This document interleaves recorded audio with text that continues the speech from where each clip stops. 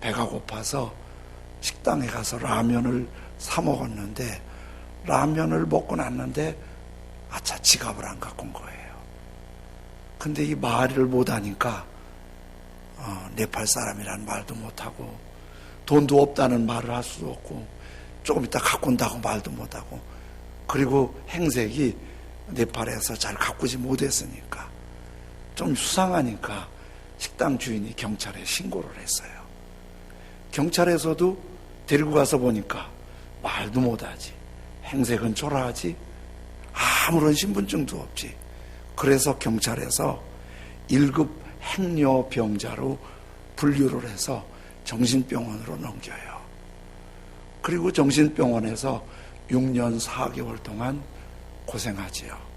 어떻게 말을 배워서 저 네팔 사람이에요, 저 정신병자 미치지 않았어요. 그러면 정신병원에서 또 못 알아들었고 강압적으로 정신병 약을 투여한 거예요. 그렇게 혹독한 삶을 살았는데 이주 노동자 보호단체에서 이 사람을 알고 이 사람의 얘기를 2003년도에 말해요 찬드라, 이렇게 책을 펴냈지요. 그래서 이주민들의 보호에 대한 생각을 하게 했습니다. 이 찬드라라는 여인한테 식당 주인이나 경찰이 무례한 것도 아쉽지만은 또 그것도 그건데, 일단 말이 통하지 않으면 이런 어려움을 당할 수 있다는 거. 말이 통하지 않는 게 참 사람이 사는데 힘들 수 있다는 생각을 하게 하죠. 뇌에는 수많은 핏줄들이 움직이잖아요. 근데 그 피가 멈추면 뇌경색이라고 그래요. 심장의 피가 잘 순환이 안 되면 심근경색, 죽을 수도 있어요. 그런데 사람이 말이 잘 통하지 않으면 관계에 병이 생겨요. 그런데 사람은 하나님과 통해야 되거든요. 하나님과 통하지 않으면 은혜의 길이 막혀요. 그냥 하나님 없이도 살 것 같은데 하나님과 막혀버리면 마음이 굉장히 답답하고 힘들어요. 하나님을 모르는 사람도 하나님 없이는 살 수 없는데, 그걸 잊으려고 술이나 담배나 더 독한 방법으로 그걸 풀어가려고 하는데 이게 잘 안 되는 거예요. 점점 힘들어가고 어려워지죠. 하나님을 아는 사람들은 은혜의 길이 막히면 굉장히 답답함을 느낍니다. 처음에 하나님과 은혜의 길이 열려서 이스라엘 왕까지 됐던 사울 왕이 후에는 교만해서 은혜의 길이 막혀요. 그러니까 얼마나 답답한지 무당을 찾아가서 무당한테 도움받으려고 하다가 왕이 아주 망신을 당하지요.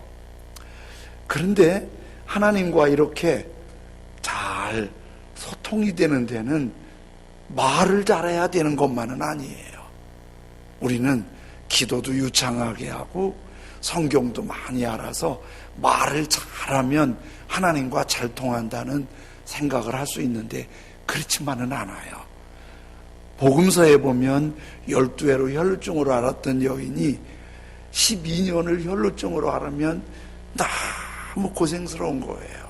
부인병인데 이거 말할 수 없어요.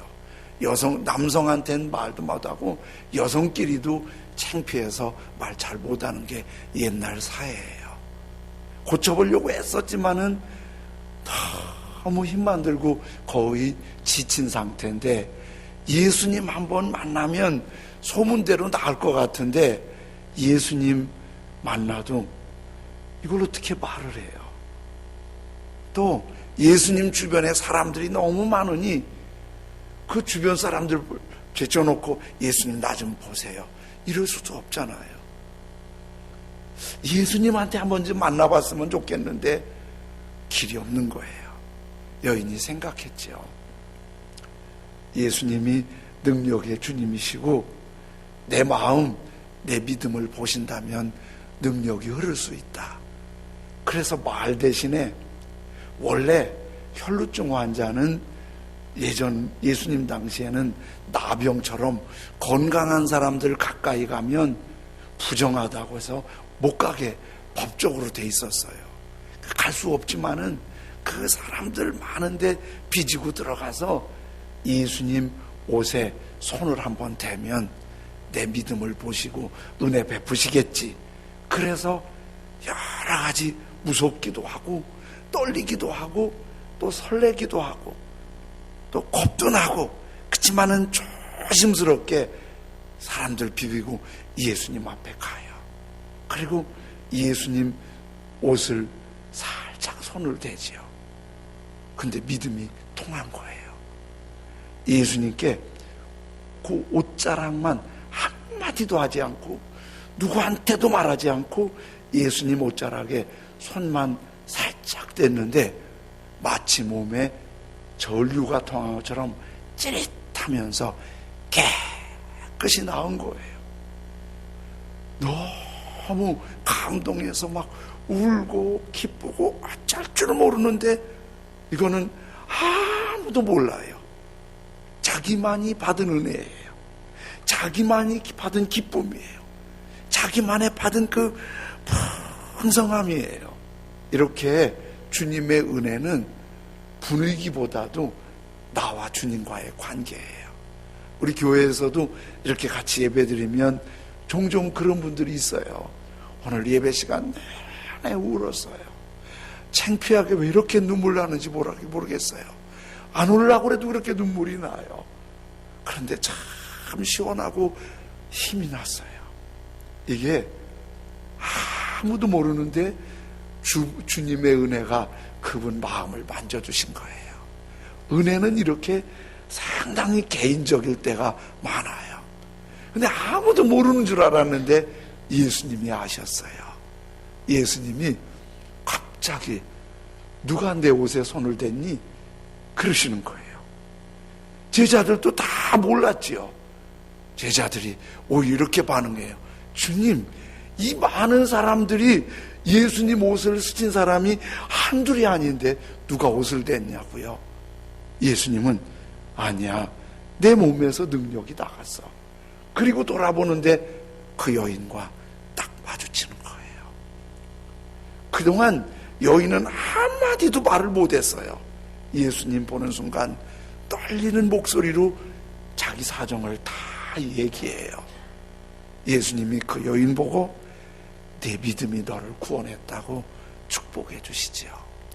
이런 거 보면 이 여인은 아무 말 안 했어요.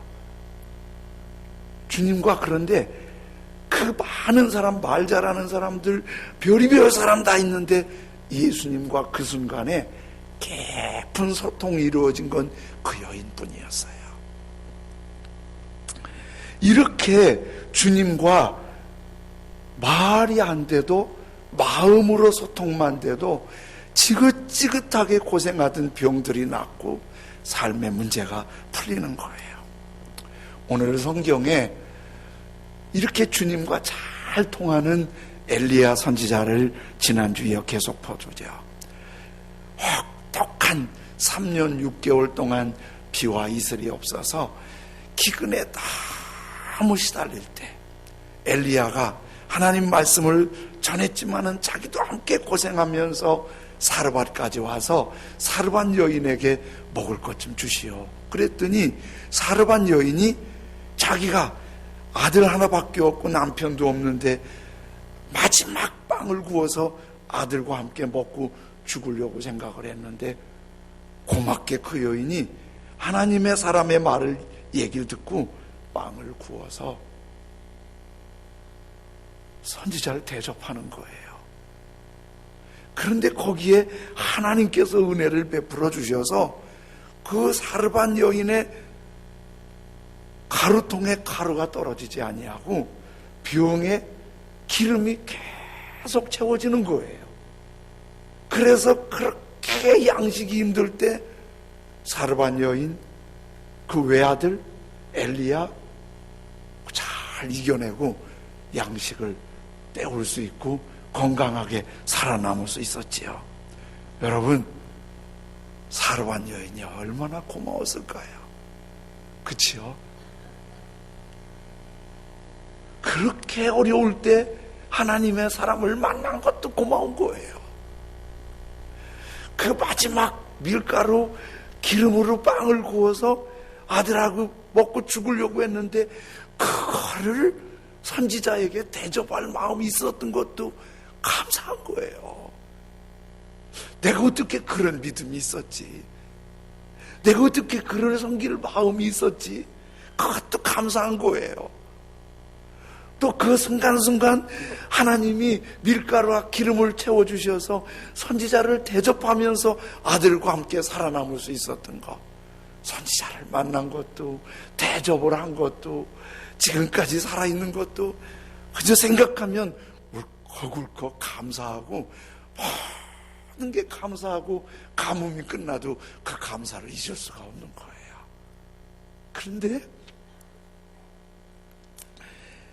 그걸 잘 이겨냈는데 사람의 삶은 그렇다고 항상 잘 풀리는 것만 또 아닌 거예요. 어제까지 잘 됐다고 오늘도 내일도 앞으로 나는 이제 잘 풀릴 거야. 착각은 자유지요? 그렇지 않아요. 어제까지 잘 풀렸는데 내일은 뭐가 있을지 몰라요. 어제까지 정말 힘들었는데 내일은 어떻게 열릴지 몰라요. 아니 그 혹독한 기근을 이겨냈는데 사르반 여인의 아들이 끙끙 앓더니 세상에 숨을 거둔 거예요. 그 아들은 이 과부에게 유일한 희망이에요. 행복이에요.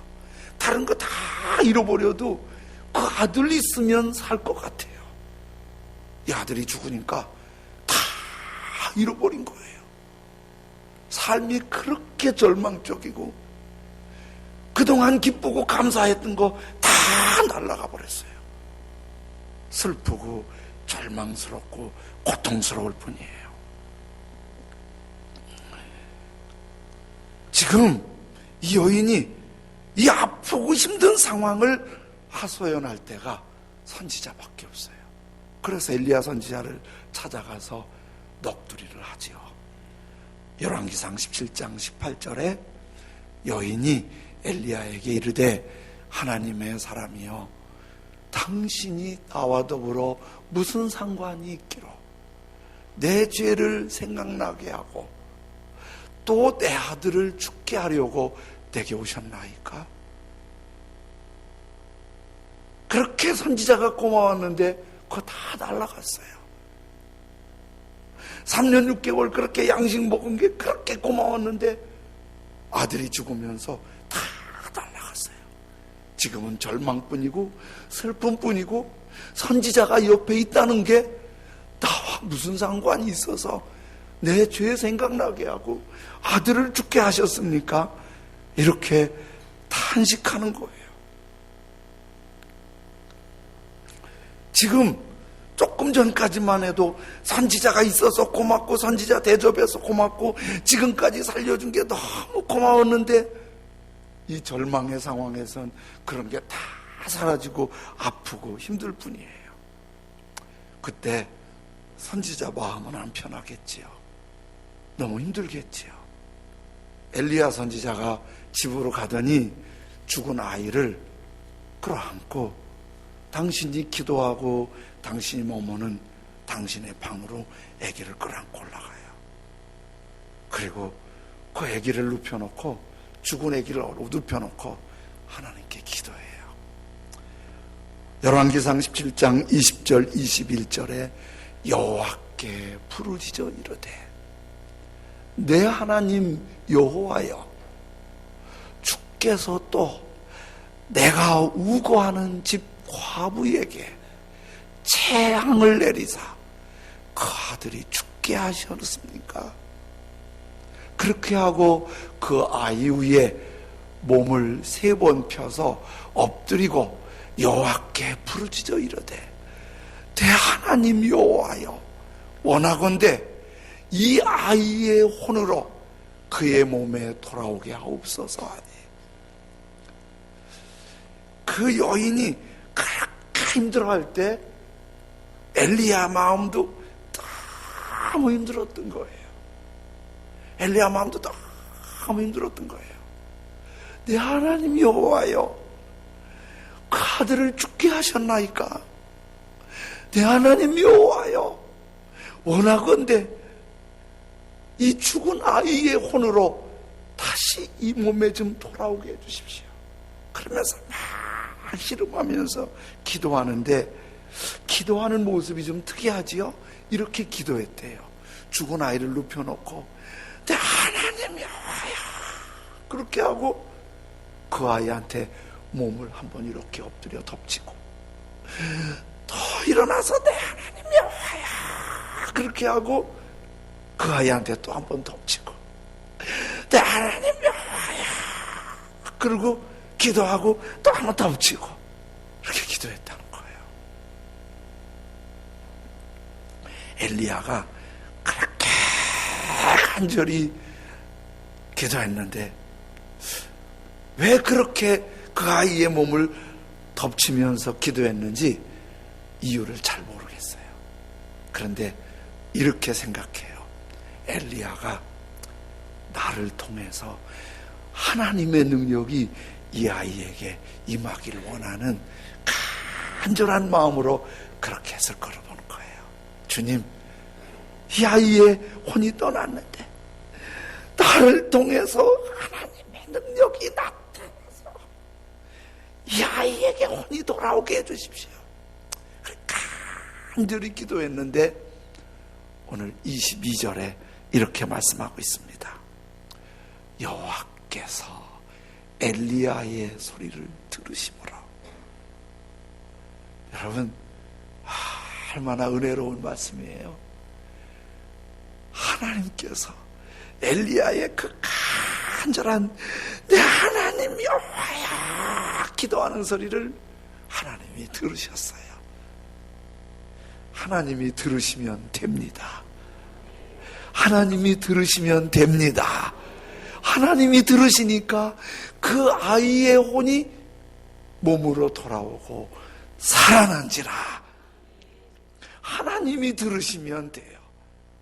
여러분, 우리의 기도가 하나님이 들으시길 원합니다.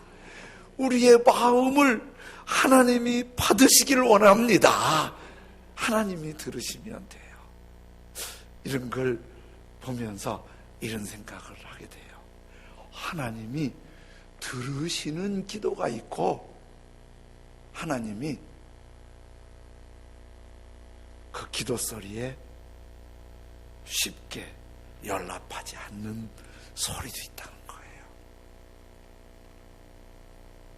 오늘 이 굉장히 절망적이고 아프고 슬픈 이 순간에 엘리야의 소리를 하나님이 들으셨어요.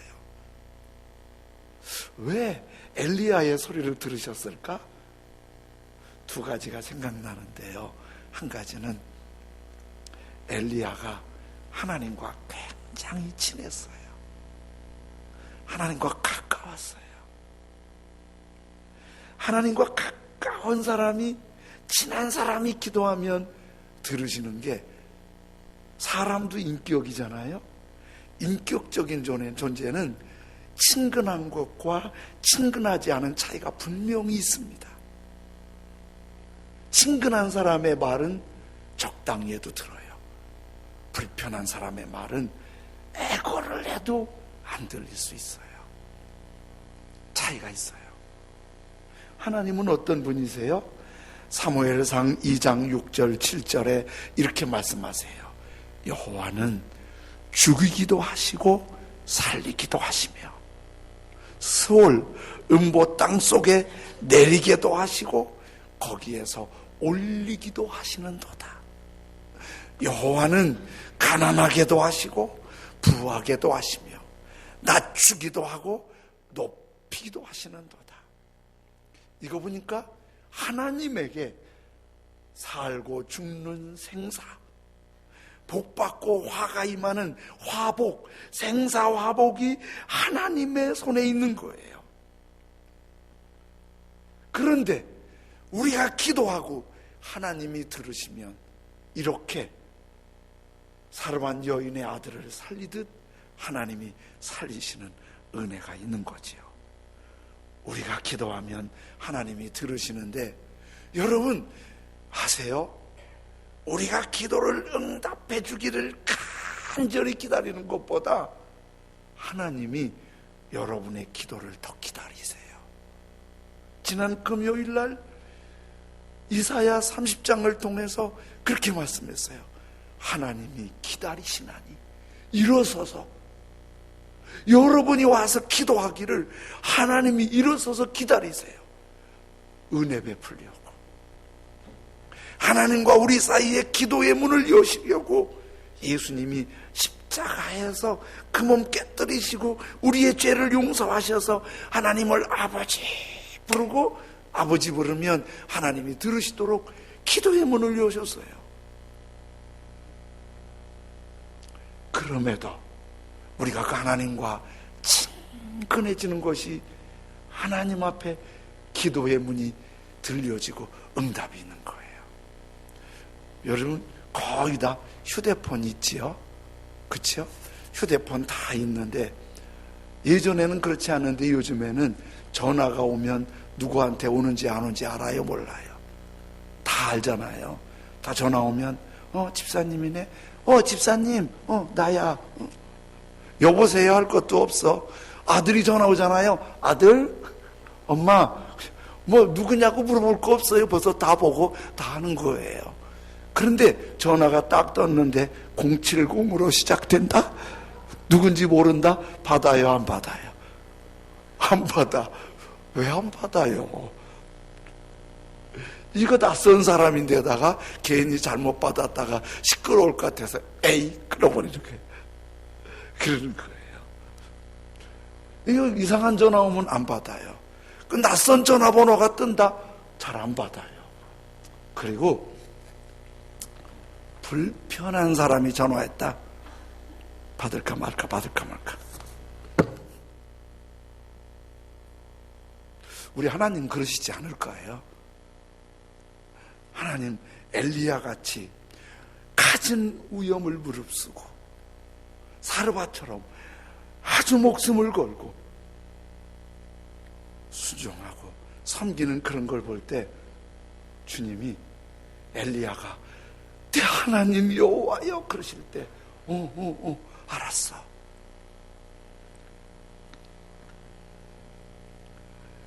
하나님과 친근한 엘리야의 부르짖음, 사르밧의 아픔을 하나님이 기억해 주시는 거예요. 우리가 좀 더 예배가 회복되기를 원합니다. 이렇게 주님 앞에 나오지만 12회를 혈루증으로 앓는 여인처럼 내 마음이 주님과 아주 끈끈하게 연결되어 있길 원합니다. 그리고 예배의 시간을 더 많이 주님을 가까이 하세요. 평상시에도 말씀과 기도와 성령의 인도하심을 따라 주님과 좀 더 친근해지세요. 오늘도 9시 예배 바쳤는데 한 분이 이 말씀을 생각하고 저한테 그러는 거예요. 지난주에 처음 오신 분인데, 목사님, 저 정말 주님 믿거든요. 근데 의심할 때가 더 많아요. 저 정말 주님 믿거든요. 의심할 때가 더 많아요. 그래서 내가 그분한테 그랬어요. 자매님만 그런 게 아니라요, 저도 그래요. 저도 가끔 왔다 갔다 해요. 우리의 마음은, 우리의 감정이나 마음은 항상 일정하지 않을 수 있는 약점이 있어요. 그렇지만은 더 기도하고 성경 보고 예배하고 그러면 그 안에서 고개 자꾸 줄어들고 하나님과 더 가까워지는 거예요. 하나님과 친근한 사람의 소리를 들으십니다. 하나님이 들으시면 살아나고 일어나게 될 줄로 믿습니다. 또 하나는, 저는 말씀을 생각하면서 주님이 이런 마음을 주셨어요. 엘리야의 책임감, 사명감. 그렇잖아요? 보세요. 엘리야가 그 집에 가서 도움을 요청해서 같이 도움 받았어요. 근데 하나님이 더 큰 은혜 주셨어요. 그래서 3년 6개월 동안 그 어려움을 같이 이겨냈어요. 엘리야도 고마워요. 그 여인도 고마워요. 그 아들도 다 고마워요. 그래서 서로 고마워요. 그런데 그 아들이 죽었어요. 여기에 엘리야가 할 수 있는 일이 뭐가 있어요? 이거는 고난 받기예요. 다윗 왕도 당신의 아들이 죽었을 때에 내가 아플 때는 하나님이 살려주기를 원하시지만 죽은 다음에야 내가 어떻게 하겠노? 이렇게 생각을 했어요. 그런데 엘리야가 어쩔 수 없이 슬프겠네요. 안타깝네요. 어떻게 하지요? 그리고 잊을 수 있는데 엘리야는 그렇게 하지 않았어요. 그 애의 죽음이 엘리야의 기도의 책임이라는 것도 알았어요. 내가 짊어질 짐이라고 생각했어요. 그러니까 안 됐네요. 슬프네요. 실망하지 마세요. 그거로 끝나지 않고 그 아이를 안고 내 하나님 여호와여 그러면서 나를 통해 하나님의 능력이 나타나기를 그렇게 씨름하며 기도한 거예요.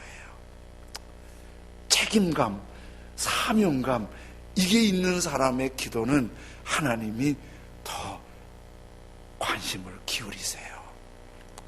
우리는 직장일이나 가정일이나 사람과의 관계는 굉장히 책임감을 느끼고 조금 더 실수하면 안 된다고 그렇게 씨름하는 경향이 있어요. 그런데 하나님께 예배드리는 일은 좀 늦을 수도 있지 뭐, 좀 안 갈 수도 있지 뭐, 봉사하는 일에 대해서는 내가 좀 빠질 수도 있지 뭐, 받은 사명이나 책임에 대해서는 못할 수도 있지 뭐, 책임감이 약해요. 근데 주님은 다 보세요. 얼마나 주님을 소중하게 생각하는지. 사르밧 여인이 그렇게 목숨 걸고 섬기는 걸 아세요. 엘리야가 그 아이를 붙잡고 그렇게 기도하는 걸 아세요. 하나님께서 엘리야의 소리를 들으신지라. 아무도 보지 않지만, 아무도 알아주지 않지만 하나님 보실 때 나를 인정해 주신다면, 내가 이렇게 하나님 앞에 하나님이 맡기신 일 더 잘하려는 사명감, 책임감이 있는 엘리야의 마음을 우리가 갖고 있다면 하나님께서 그 소리를 들으신지라. 하나님이 들으시면 역사가 있는 줄로 믿습니다. 1972년도 6월 8일 월남전쟁이 한참일 때 사이공에서 한 40km 떨어진 한 마을에 미군 폭격기가 폭탄을 하나 떨어뜨렸어요. 그래서 집 몇 채가 불바다가 되었고 애들이 막 도망 나오는데 그 불 속에서 한 소녀가 나와요. 나오는데 옷에 불이 붙었어요. 제 이름이 김폭이에요. 무서우니까 얼른 창피한 줄도 무서운 줄도 모르고 불 붙은 옷을 다 벗어버치고 맨몸으로 뛰어나와요. 저 모습을 AP통신 기자가 사진으로 잡아요. 그래서 전 세계에 저게 알려지게 돼요. 그리고 저 사진이 전쟁과 평화의 심볼이라고 해서 퓰리처상을 받기도 하지요. 김폭은 병원에 데려가서 14개월 동안 17번 수술을 받으면서 혹독한 아픔 가운데 간신히 살아나요. 집에 와서 보니까 치료는 받았는데 집은 불탔고 당장 먹을 게 없어요. 전쟁의 아픔이 이만저만 큰 게 아니에요. 1960년대생이니까 거의 60이 가까워오는 나이라고 볼 수 있지요.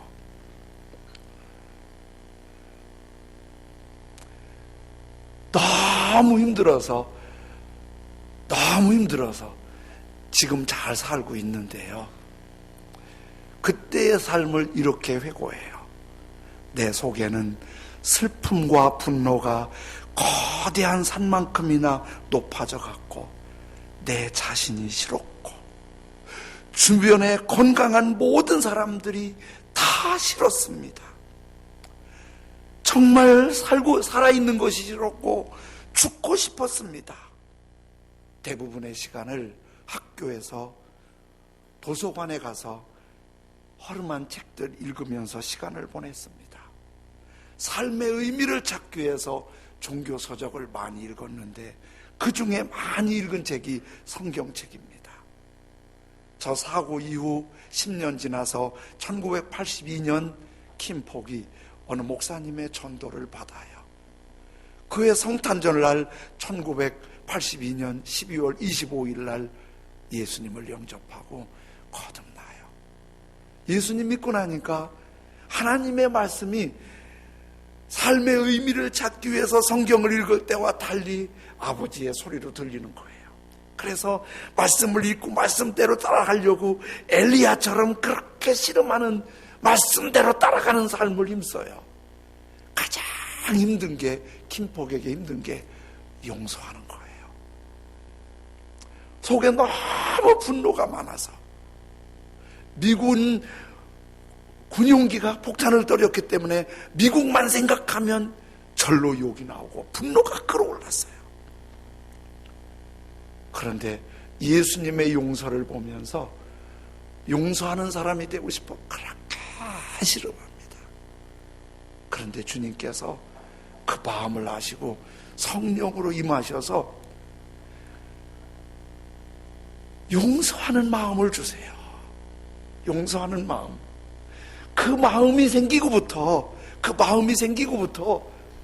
분노, 증오, 미움 이게 어느새 싹 사라지는 거예요. 우리 교인 중에도 화상으로 고통당하시는 분인데 화상의 고통은 치료받고 나도 고통이 계속돼요. 피부가 건조하면 건조한 대로, 습하면 습한 대로. 이 킴폭도 몸의 아픔은 계속되는 거예요. 그런데 주님 말씀을 통해 용서를 배우고부터 기도가 살아나기 시작하고 기도가 살아나면서 마음에 신기한 기쁨과 평안이 막 밀려오는 거예요. 그러면서 분노와 증오로 살던 킴폭이 평안과 기쁨이 되고 삶의 의욕을 찾아요. 그러면서 한 남자를 만나서 결혼을 하고 인터넷에 검색해 보니까 지금은 캐나다에서 UN 친선 대사로 발탁이 돼서 전 세계를 다니면서 전쟁의 참상과 평화를 외치고 다니고 있고, 그리고 킴 국제재단을 세워서 전쟁에 고통당하는 고아들을 위해 병원을 세워주고 집을 세워주고 그리고 학교를 세워주면서 희망을 심는 일들을 하고 있지요. 몸도 망가지고 마음도 망가지고 모든 게 망가졌는데 예수님 믿고 말씀으로 하나님과 친해졌어요. 그리고 세계에 아픔 당하는 사람들을 책임감을 느끼고 뛰어다니면서 씨름하면서 세상을 책임감을 갖고 기도하고 사명감을 갖고 기도하는 거예요. 그러니까 세상이 변하는 것뿐만 아니라 자신이 변하는 거예요. 하나님께서 엘리야의 기도를 들으심으로 우리의 기도가 하나님이 즐겁게 들으시는 기도가 되기를 원합니다. 하나님이 즐겁게 들으시는 기도. 하나님과 더 친해지십시오. 하나님과 더 가까워지십시오. 그래서 9시 예배 드린 그분에게도 그랬어요. 사람도 자주 만나면 친해지는데 친했던 사람도 안 만나면 멀어진다고. 하나님도 가까이 하면 가까이 할수록 친해지고 우리의 소리가 하나님 앞에 들려요. 전도할 때 사랑 플러스예요. 그냥 믿으면 좋고 안 믿으면 어쩔 수 없고, 그게 아니라 한 영혼을 위해서, 우리 가족을 위해서, 교회 형제자매님들을 위해서, 지역과 열방을 위해서 엘리야의 심정으로 그렇게 기도하면 하나님께서 엘리야의 소리를 들으신지라. 하나님이 들으시면 살아납니다. 하나님이 들으시면 회복이 됩니다. 하나님이 들으시면 치유가 있습니다. 거룩한 영광이 있습니다. 오늘 하나님 찬양하겠습니다. 하나님의 사랑을 사모하는 자, 하나님의 평안을 바라보는 자, 너의 모든 것 창조하신 우리 주님이 너를 얼마나 사랑하시는지, 하나님께 찬양과 경배하는 자, 하나님의 선하심을 닮아가는 자, 너의 모든 것 창조하신 우리 주님이 너를 자녀 삼으셨네요. 아멘. 하나님의 사랑을 사모하는 자, 하나님의 평안을 바라보는 자, 너의 모든 것 창조하신 우리 주님이 너를 얼마나 사랑하시.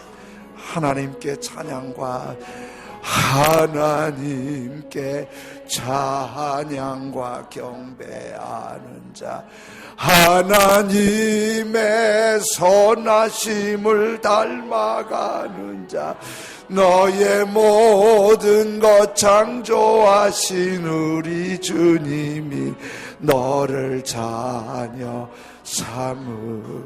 하나님 사랑의 눈으로, 하나님 사랑의 눈으로 너를 어느 때나 바라보시. 아멘. 하나님인 자 귀로서 언제나 너에게 기울이시니, 어둠에 밝은 빛을 비춰주시고 너의 작은 신음에도 응답하시니, 너는 어느 곳에 있든 주를 향하고 주만 바라보.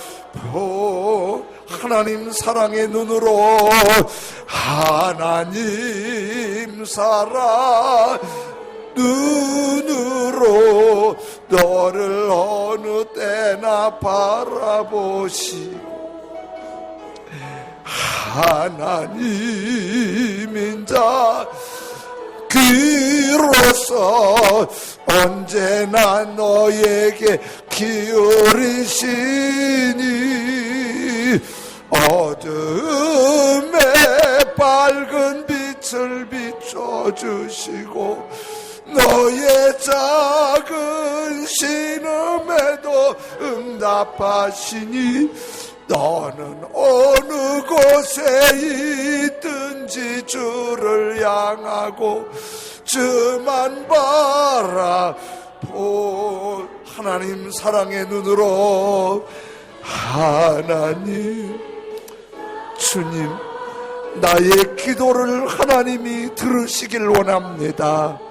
나의 기도가 하나님이 들으시는 기도가 되게 해주십시오. 하나님과 더 가까워지게 하십시오. 책임감으로, 영혼을 사랑하는 마음으로, 생명을 사랑하는 마음으로, 사명감으로 기도하게 하십시오. 우리 기도를 들으시길 원합니다. 우리 마음을 하나님께 아뢰며 한 목소리로 기도합니다. 주여, 주여, 전능하신 아버지 하나님, 주여, 전능하신 나의 아버지 하나님, 주여, 전능하신 나의 아버지 하나님, 주여, 主よ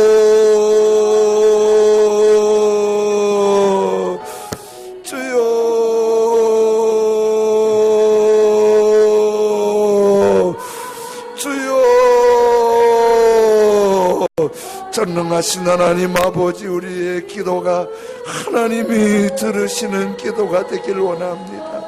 하나님께서 엘리야의 기도를 들으시니, 하나님께서 엘리야의 기도를 들으시니 하나님의 역사가 있었던 그 능력을 믿습니다. 하나님과 좀 더 가까워지게 해주십시오. 하나님과 좀 더 가까워지게 해주십시오. 하나님이 들으시는 기도가 되게 하십시오. 사명감, 책임감의 기도가 되게 해주십시오. 거룩한 역사가 하나님을 바라십시오.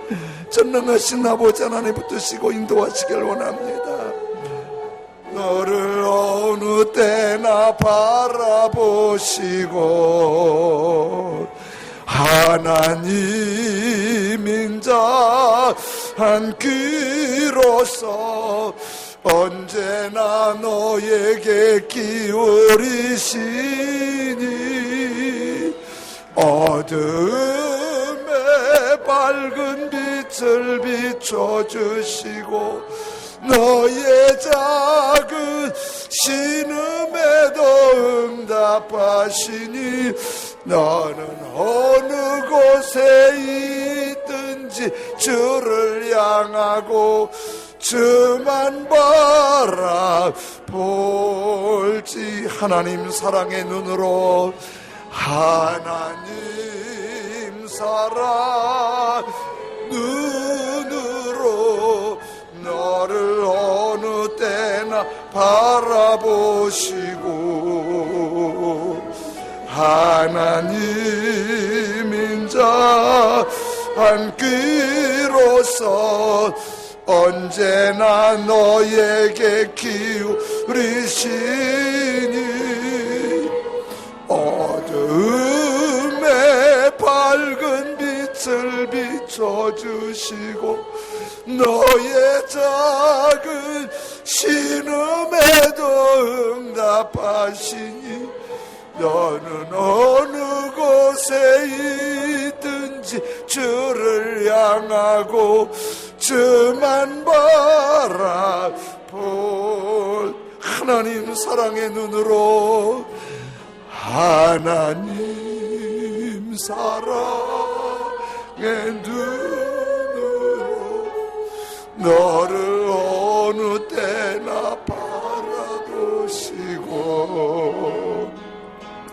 하나님인 자 한 귀로서 언제나 너에게 기울이시니 어둠에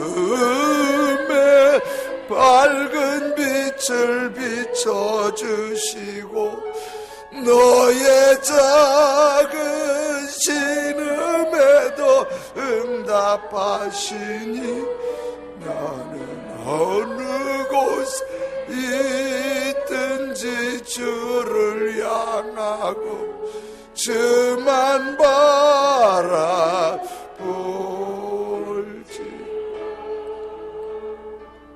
하나님께서 엘리야의 기도를 들으심으로 그 혼이 그 아이의 몸으로 돌아와서 살아난지라. 하나님이 들어주시면 살아날 줄로 믿습니다. 하나님이 들어주시면 치료될 줄로 믿습니다. 하나님이 들어주시면 회복되고 생명의 역사가 일어날 줄로 믿습니다. 우리의 기도, 우리의 소원이 하나님이 들으시기를 원합니다. 주님, 하나님과 더 가까워지게 우리를 이끌어 주옵소서. 좀 더 아무도 보지 않지만 하나님 시선 앞에서 책임감과 사명감으로 사랑하고 기도하고 섬기면서 하나님이 들으시는 기도가 되게 하여 주옵소서. 중보할 때 역사하시고 기도할 때 역사하시고 그 손길로 감사와 찬송이 가득하도록 우리 모두를 성령으로 이끌어 주옵소서. 감사함으로 헌금 드릴 때 주님께만 영광 되기를 원합니다. 예수님의 이름으로 기도드립니다. 아멘.